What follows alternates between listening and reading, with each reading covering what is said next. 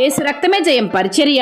ప్రియ రక్షకుడైన యేసుక్రీస్తు నామమున ఈ ఉదయకాలమున మీ అందరికీ శుభములు కలుగునుగాక. ఆయన మన నిమిత్తము తన ప్రాణము పెట్టెను కనుక దీని వలన ప్రేమ ఎట్టిదని తెలుసుకొనుచున్నామని దేవుని వాక్యము సెలవిస్తున్నది. నా ప్రియ సహోదరి సహోదరులారా, దేవుడు లోకమును ఎంతో ప్రేమించెను. అలా ప్రేమించాడు కాబట్టి మనం నశించక నిత్య జీవము పొందునట్లు తన ప్రియమైన ఏకైక కుమారుడైన యేసుక్రీస్తును సిలువకు అప్పగించాడు. ఒక్క కుమారుని శాపకరమైన సిలువ మరణానికి అప్పగించడానికి కారణమేమిటో తెలుసా? నీవు నేను నశించిపోకూడదనే తాపత్రయం మాత్రమే. ఇంతగా మనల్ని ప్రేమించిన దేవునికి ఏమివ్వగలము? మనల్ని నరకము నుండి విడిపించిన ఆ ప్రేమామూర్తికి ఏమిచ్చి రుణము తీర్చుకోగలము? ఆయనను గూర్చి, ఆయన ప్రేమను గూర్చి లోకానికి మనము పరిచయం చేయుట ద్వారా నశించిపోతున్న ఆత్మలను మనము రక్షించడానికి, వారికి దేవుని ప్రేమను మనం పరిచయం చేయుట ద్వారా మనము ఆయన రుణం తీర్చుకోగలము.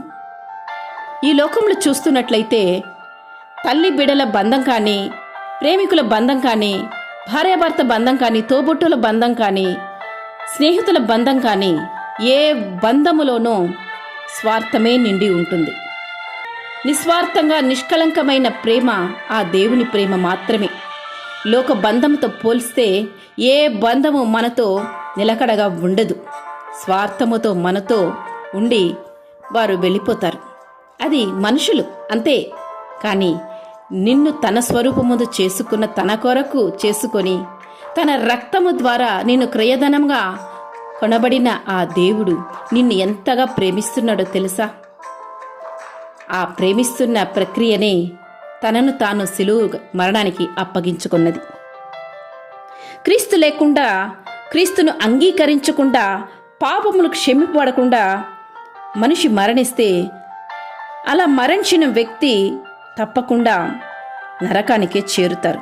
వారు ఎంతటి గొప్పవారైనా సరే పశ్చాత్తాపము పొంది దేవుని ప్రేమను అంగీకరించి నిండితేనే తప్ప, అలా లేని పక్షంలో ఖచ్చితంగా నరకానికే చేరుతారు. ఒక్కసారి నరకానికి చేరితే అక్కడ యుగములు కాలిపోవాల్సిందే.